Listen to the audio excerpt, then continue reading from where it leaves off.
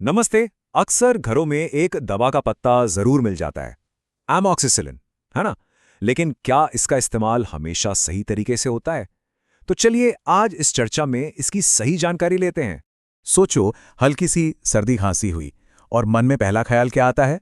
चलो एमॉक्सिसिलिन ले लेते हैं। पर क्या ये हमेशा सही कदम है? ये एक बहुत ही आम सवाल है जिसका जवाब जानना हम सबकी सेहत के लिए बेहद जरूरी है। तो चलिए शुरुआत करते हैं एक आम गलती से जो इस एंटीबायोटिक के इस्तेमाल में अक्सर हो जाती है। सबसे पहले ये समझना जरूरी है कि अमॉक्सिसिलिन आखिर है क्या। ये एक एंटीबायोटिक है। मतलब ये एक ऐसी दवा है जो बैक्टीरिया से होने वाले इन्फेक्शन से लड़ती है। इसका काम सिर्फ और सिर्फ बैक्टीरियल इन्फेक्शंस को ठीक करना है। और ये जो स्क्रीन पर है ना, ये सबसे जरूरी बात है। ज्यादातर जो आम सर्दी खांसी होती है वो वायरस से होती है। उसे कहते हैं वायरल इन्फेक्शन। अमॉक्सिसिलिन या कोई भी एंटीबायोटिक वायरस पर बेअसर है, उनका कोई काम नहीं। ये सिर्फ बैक्टीरिया पर ही असर करती है। इसलिए वायरल सर्दी खांसी में इसे लेना बेकार है। इससे जुड़ी एक और गंभीर बात, बिना डॉक्टर की सलाह के एंटीबायोटिक लेना ये शरीर को नुकसान पहुंचा सकता है। ऐसा करने से न सिर्फ दवा का असर कम हो सकता है, बल्कि आगे चलकर और भी बड़ी परेशानियां हो सकती हैं। तो फिर सवाल उठता है कि अगर अमॉक्सिसिलिन सिर्फ बैक्टीरियल इन्फेक्शन पर काम करती है तो इसे लेने का सही तरीका क्या है? चलिए इसके इस्तेमाल के सही नियम देखते हैं। ये 3 नियम समझ लीजिए, बहुत जरूरी हैं।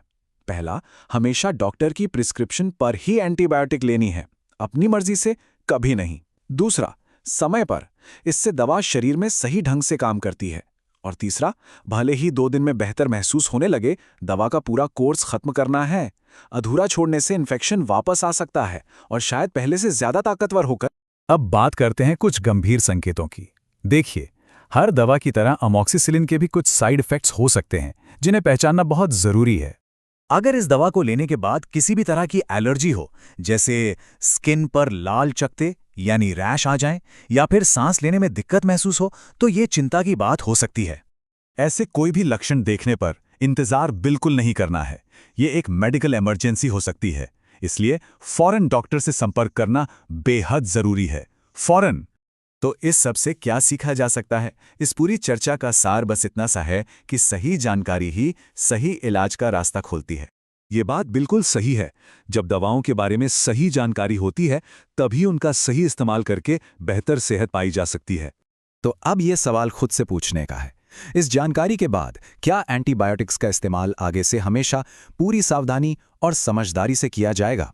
स्वास्थ्य से जुड़ी ऐसी ही जरूरी जानकारी के लिए मेडिइन्फो नेपाल एक अच्छा जरिया है।